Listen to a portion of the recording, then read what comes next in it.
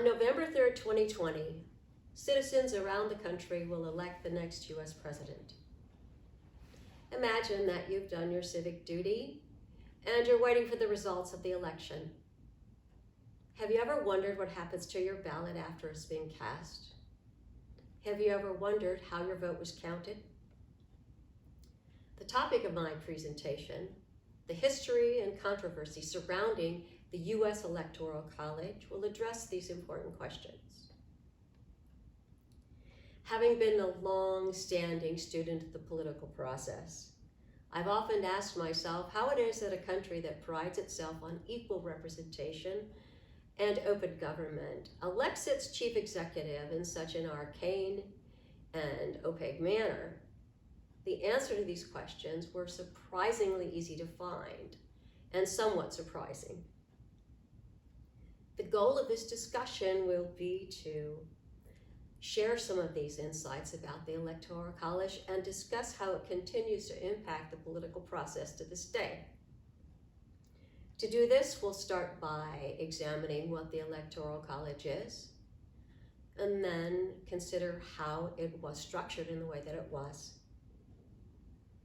and then discuss some of the calls to revise or abolish the Electoral College.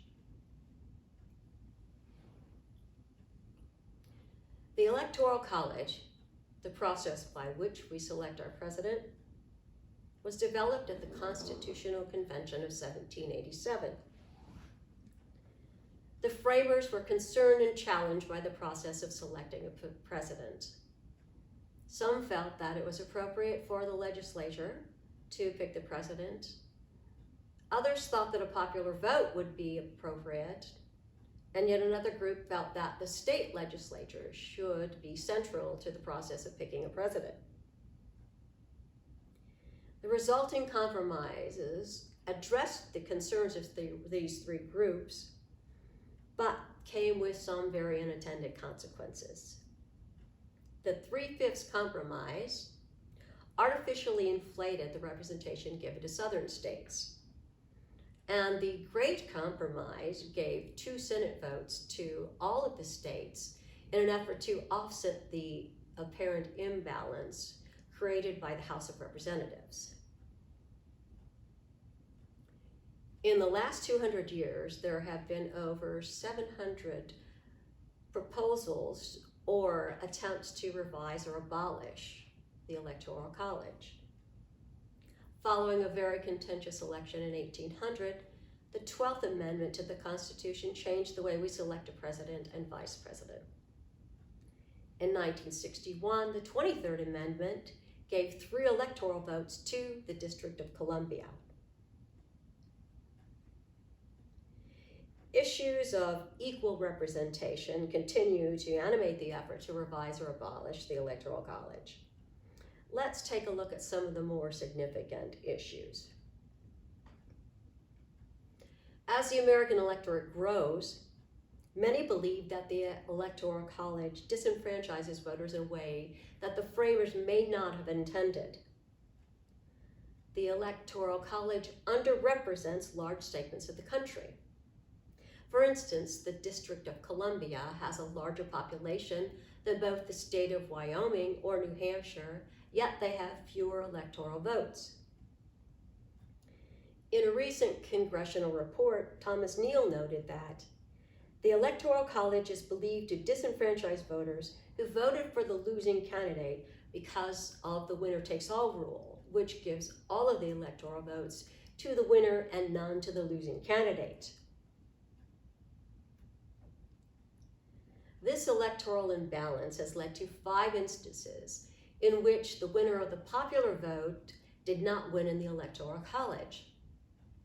The first occurred in 1824 when Andrew Jackson lost to John Quincy Adams, and the most recent occurred in 2016 when Hillary Clinton lost to Donald Trump.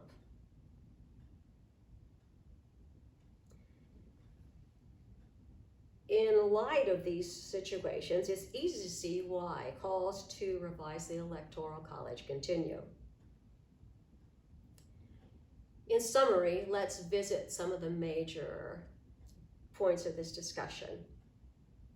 As mentioned earlier, the members of the Constitutional Convention were both concerned and perplexed by how they would choose our chief executive.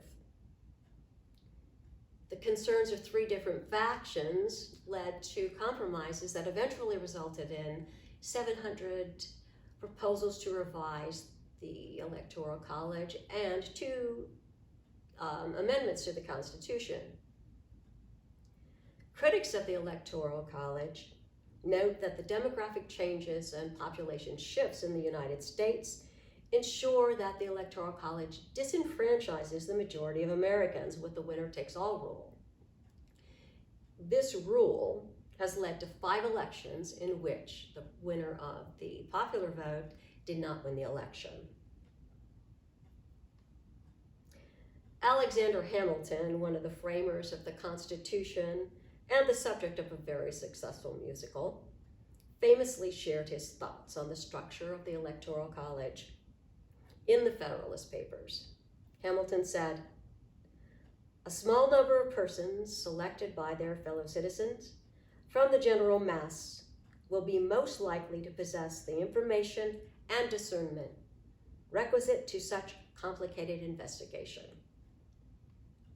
Hamilton was telling us that only a select few have the skills and ability to select a president. Considering that the United States in 2020 is vastly different than it was in 1870, does Hamilton's view of representation work in today's society? As you cast your vote on November the 3rd, consider that the choices made by the framers of the Electoral College will play a pivotal role in the selection of our next president. Thank you.